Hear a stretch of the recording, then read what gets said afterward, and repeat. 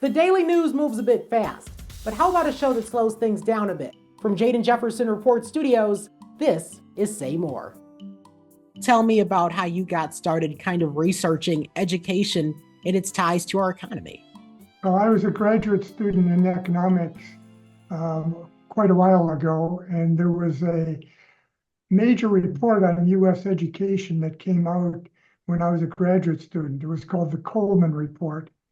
And the general conclusion from the Coleman Report was that schools didn't really matter. The only thing that mattered were the families or maybe the peers in the schools, but the schools themselves didn't make much difference.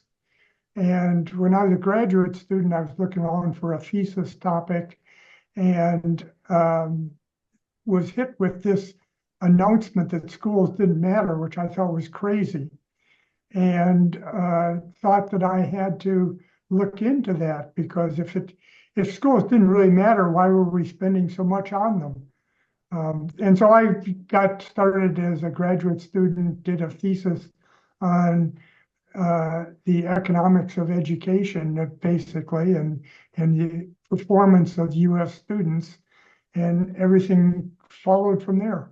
The United States, we like to believe we're number one in a lot of things, but when it comes to education, our students really have fallen behind. And of course, COVID kind of worsened that. But what impacts do we experience as a nation when our students aren't learning at their best?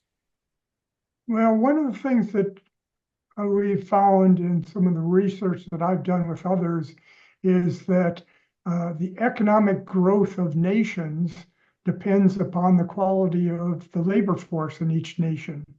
And our schools have a lot to do with the quality of the labor force. And you can see it in some of the international tests. There's an international test called the PISA test that in fact sort of takes math problems around the world, translates into the local languages, and finds out how many people in different countries can solve these math problems. It turns out that that's a pretty good measure of what the future quality of the labor force will look like in different countries.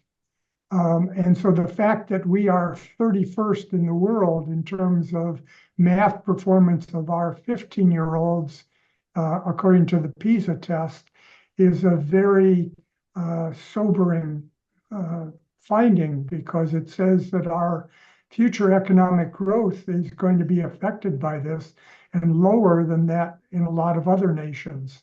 I would just assume with so much money that we have as a country that we would be able to invest or put money and kind of pay our way out of this situation, but it appears we're not. Well, that's been part of the problem. We have actually tried to pay our way out, and we're one of the highest spending nations, spending on schools in the world. We are only eclipsed by a couple different countries. And it turns out that just putting more money into the schools hasn't been very effective at raising what kids know and how good the schools are, because we haven't used it very effectively. And one thing I looked at last check was that the US GDP was about 25 trillion. And when you look at it from when they first started collecting that data to now, it's a really upward curve. But are we expected to see that plateau as a result of our education system? No, it's not going to plateau. What we've grown more rapidly than most countries in the world historically, because we've just provided more education than everybody else. Our students go to school longer than in other nations, or at least historically they have. It turns out everybody else saw what the U.S. was doing and invested in their schools, and often got the same amount of schools, same years completed of schooling, but they did it at a higher quality. What we'll see in the future is not a plateauing of GDP. What we'll see is it'll just grow at a slower rate. But it's the economic growth that determines our future well-being. So what the country will look like as you grow up and get out into the labor force and so forth, it's going to keep growing, but at a slower rate than it would if, in fact, schools were better. And obviously, one of the biggest opponents that the US has economically is China. And that is another country that has also really seen exponential growth in terms of their economy. Is there really a way we can kind of compare the US's education system to China's? Well, it's a little bit imprecise because China hasn't taken these same international tests. They're pretty secretive about this. What they've done is had their very wealthiest cities, Beijing and Shanghai, and a couple others, have their students take the test. And when their students take the test, they do very well. Now, what they don't do is test the rest of the kids in the country. And we know from other evidence that the rural kids are not performing as well as the urban kids in China and so forth.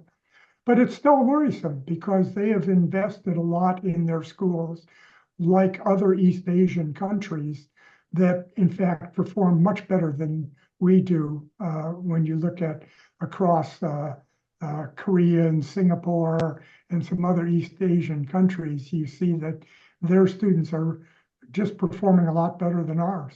We've tried to put more money into the schools. We've tried to keep students in school longer here in the US, but both of these things haven't seemed to have made it much of a dent. And so, what is going to be the solution in this problem? Well, the solution comes down to something that I suspect you realize. We need high quality teachers. And in fact, there are many high quality teachers, but there's also some low quality teachers.